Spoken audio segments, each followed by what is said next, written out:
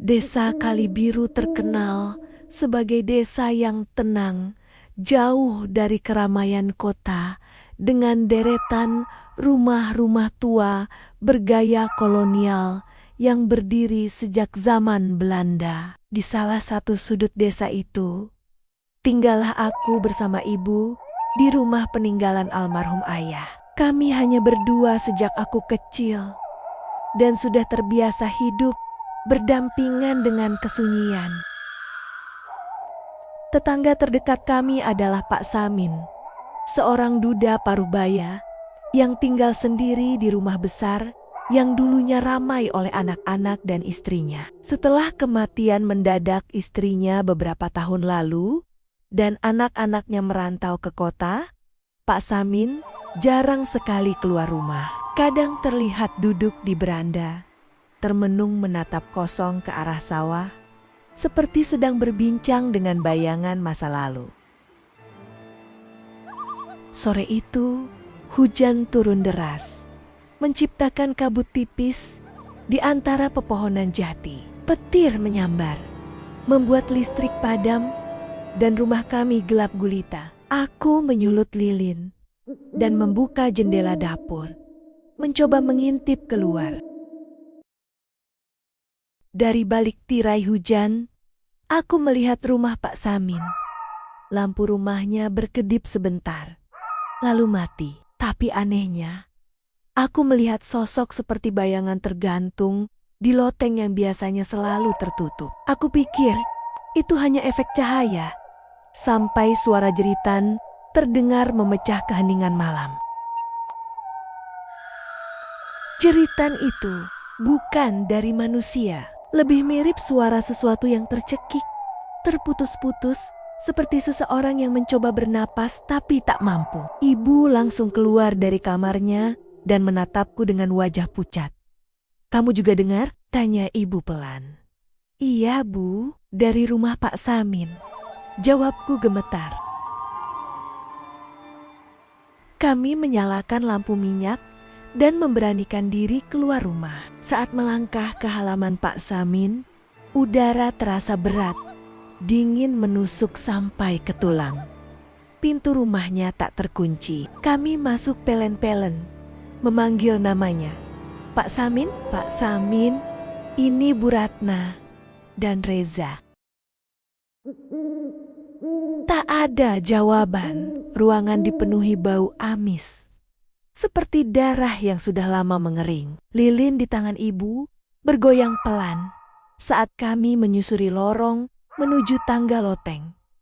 Tangga kayu tua itu berderit ketika aku naik perlahan. Di atas, pintu loteng terbuka sedikit. Dengan tangan gemetar, aku mendorongnya. Dan di sanalah dia, Pak Samin, tergantung di tengah ruangan. Lehernya terikat tali tambang tua yang melingkar sempurna di balok kayu. Lidahnya menjulur, matanya menatap kosong ke bawah, seperti masih ingin mengatakan sesuatu. Tapi yang membuatku ingin lari bukan itu, melainkan sosok anak kecil tanpa wajah yang berdiri di sudut ruangan, menatap Pak Samin, atau mungkin menatapku. Aku jatuh terduduk, tubuh gemetar hebat. Tapi saat ibu menyusul naik dan menyalakan lilin ke arah tempat sosok itu berdiri, tidak ada apa-apa, kecuali bekas jejak kaki kecil yang basah menuju ke jendela terbuka. Setelah polisi dan warga berdatangan malam itu, suasana rumah Pak Samin jadi ramai oleh suara senter, bisik-bisik takut, dan langkah tergesa-gesa. Semua orang sepakat Pak Samin bunuh diri. Mereka menemukan kursi tumbang di bawah tubuhnya, serta coretan-coretan samar di dinding loteng. Namun hanya aku yang melihatnya. Malam itu, sosok anak kecil tanpa wajah di pojok ruangan dan jejak kaki kecil yang basah yang mengarah ke jendela Reza, kamu jangan bilang-bilang soal itu ke siapa-siapa. Ya, bisik ibu saat kami kembali ke rumah. Orang sini gampang panik. Nanti kamu dibilang aneh. Aku mengangguk. Meskipun dalam hati masih bertanya-tanya. Siapa anak itu? Apa dia berkaitan dengan kematian Pak Samin? Beberapa hari setelah kejadian, rumah Pak Samin dikunci. Tidak ada yang berani mendekat, tapi sejak itu, hal-hal aneh mulai terjadi. Malam pertama setelah kematian Pak Samin, aku terbangun oleh suara benda jatuh dari atap. Awalnya, kupikir hanya tikus, tapi saat aku membuka jendela kamar dan menatap ke arah rumah sebelah, lampu loteng rumah Pak Samin menyala. Itu tidak mungkin, listrik masih padam di sebagian desa. Aku menatapnya beberapa saat, dan kulihat bayangan seseorang berjalan mondar-mondar di loteng. Seperti sedang gelisah atau terjebak, tubuhku kaku. Jantungku berdetak kencang. Aku cepat-cepat menarik tirai dan menyelimuti tubuhku. Mencoba tidur, meskipun rasa takut menguasai. Pagi harinya, saat aku membuang sampah, seorang tetangga yang rumahnya menghadap rumah Pak Samin, Bu Minah, memanggilku Za. Kamu semalam lihat lampu rumah Pak Samin nyala juga, ya? Aku terdiam sesaat. Iya, Bu, dari jendela kamar. Ibu juga lihat, tapi yang bikin ibu merinding ada dua sosok. Satu berdiri di dekat jendela, satu lagi tergantung lagi di tengah loteng. Aku tak menjawab. Suasana pagi itu jadi lebih dingin dari biasanya. Hari demi hari berlalu, tapi rasa ganjil itu semakin kuat. Setiap malam, terdengar suara langkah kecil di atas atap rumah kami. Langkah-langkah itu sangat ringan, seperti anak kecil yang berjalan tanpa alas kaki. Kadang diselingi suara seperti anak tertawa pelan, lalu isakan tangis. Pada malam kelima, aku memberanikan diri naik ke loteng rumah sendiri. Ibu sudah tidur. Aku membawa senter kecil dan pelen-pelen membuka pintu kayu di lenggit-langget.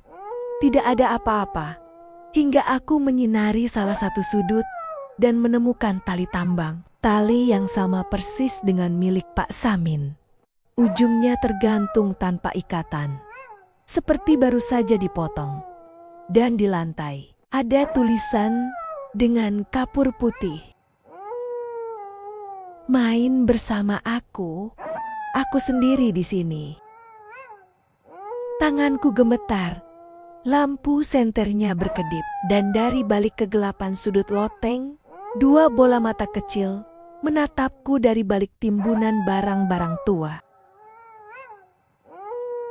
Aku menuruni tangga loteng dengan napas terengah. Senter masih bergetar di tanganku. Bola mata kecil yang tadi menatapku. Apa itu anak kecil itu lagi? Sosok tak berwajah yang kulihat di rumah Pak Samin.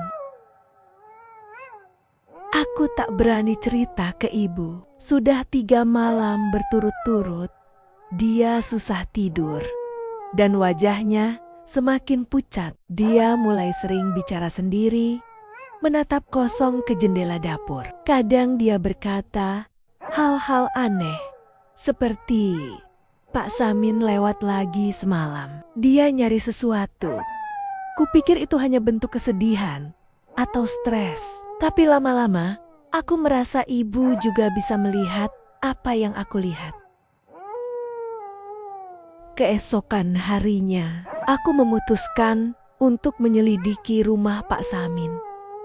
Entah dorongan dari rasa penasaran atau dorongan yang lebih gelap. Aku tahu kuncinya disimpan kepala RT karena rumah itu ditutup sementara. Aku mengendap siang hari ke belakang rumah Pak Samin. Masuk lewat celah jendela dapur yang ternyata bisa digeser pakai pisau. Aroma lembab dan pengap langsung menyergap. Debu tebal menyelimuti meja makan. Semua perabot ditinggalkan begitu saja, seperti penghuninya pergi terburu-buru. Tapi siapa yang bisa terburu-buru kalau dia gantung diri? Aku naik ke loteng lagi. Langkah kakiku gemetar di anak tangga terakhir. Di sana semuanya tampak sama. Tali tambang yang masih tergantung, noda kehitaman di lantai, dan jejak kaki kecil menuju sudut yang gelap. Aku menyorotkan senter ke arah jejak itu dan menemukan sesuatu yang membuat napasku tercekat. Sebuah boneka kayu tanpa kepala. Boneka itu memakai pakaian anak laki-laki zaman dulu, lusuh, kotor, dan satu lengannya patah. Tapi yang paling membuat bulu kuduku meremang adalah tulisan kecil di dadanya, ditulis dengan spidol merah. Ini aku waktu kecil. Tiba-tiba terdengar bunyi ketukan 3 kali dari bawah lantai loteng. Seperti seseorang mengetuk dari bawah rumah. Aku langsung berbalik. Tanganku gemetar saat kusorotkan senter ke arah sumber suara. Ketika senter menyinari dinding, aku melihat coretan kapur baru yang tidak ada sebelumnya. Kamu sudah lihat. Sekarang giliranmu main di sini. Seketika tali tambang itu bergoyang sendiri, seperti ada yang baru saja melepaskan diri atau bersiap mengikat sesuatu yang baru. Aku lari menuruni tangga, tapi lantai rumah berubah licin, seperti basah oleh air atau darah. Bau amis kembali menyeruak, dan sebelum aku bisa keluar, aku sempat menoleh ke ruang tengah.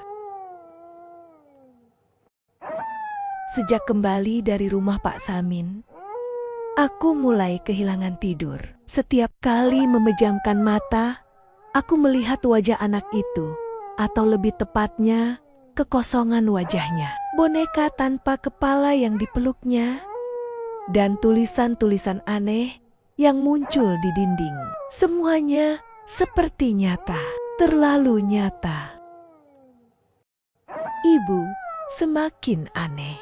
Dia sering melamun, terkadang tersenyum sendiri, seperti berbicara dengan seseorang yang tak terlihat. Suatu malam aku mendengar dia menyanyikan lagu Nina Bobo di dapur. Padahal tidak ada siapa-siapa di sana. Ketika aku menghampiri, dia terdiam dan menatapku kosong. Kamu gak dengar dia nangis, Za? Kasihan loh, sendirian dia di sana. Siapa, Bu? Yang kecil itu, anaknya Pak Samin. Aku terdiam. Pak Samin gak punya anak kecil, Bu. Semua anaknya sudah besar. Ibu tersenyum samar. Bukan anak kandung. Anak yang dulu, yang gak pernah diceritain ke siapa-siapa. Aku membeku. Malamnya, aku mendengar suara ketukan pelan dari dalam dinding kamarku. Tok, tok, tok. Seperti seseorang menggaruk dari dalam. Aku tempelkan telinga ke dinding. Jantungku berdetak kencang. Dan di antara keheningan, terdengar suara lirih. Tolong aku masih di sini. Aku mundur perlahan. Napas tercekat. Keesokan harinya, aku nekat membongkar dinding kamarku. Pakai linggis kecil. Aku buka bagian papan kayu yang mulai lapuk. Debu berterbangan, aroma tanah dan kelembaban menyeruak di balik dinding. Aku menemukan sebuah celah sempit yang tak terpakai, ruang kosong yang seharusnya tak ada. Dan di dalamnya, sebuah kotak kayu tua, dikunci rapat dengan paku karatan. Aku keluarkan kotak itu dengan tangan gemetar. Ditutupnya tertulis dengan kapur, "Jangan buka kalau tidak mau menggantikannya." Tapi rasa penasaran lebih kuat dari rasa takut. Aku cungkil pakunya satu persatu hingga tutupnya terbuka. Di dalam kotak itu terdapat sehelai pakaian anak kecil, kumal dan sobek, bersama potongan rambut yang dikepang rapi dan foto lama yang sudah menguning. Di foto itu tampak Pak Samin, istrinya, dan seorang anak kecil laki-laki yang sama persis dengan sosok tanpa wajah yang kulihat. Tapi ada yang ganjil, wajah anak itu disobek dari fotonya. Dan di bawah pakaian dan foto itu ada tali tambang kecil, dilingkar seperti simpul gantung, dan sepucuk surat bertuliskan tangan gemetar. "Maafkan aku, Nak. Ayah terlalu takut waktu itu. Aku hanya ingin kau diam, tapi kau pergi selamanya. Ayah berusaha mengubur semuanya, termasuk dosaku. Tapi kau kembali dan ayah tak bisa lari lagi." Tanganku gemetar hebat. Tali tambang di dalam kotak itu ukurannya sangat kecil, seperti dibuat untuk anak-anak. Dan malam itu, untuk pertama kalinya, aku mendengar suara napas berat dari bawah tempat tidurku. Bukan hembusan biasa, tapi seperti suara seseorang yang tergantung dan berayun pelan.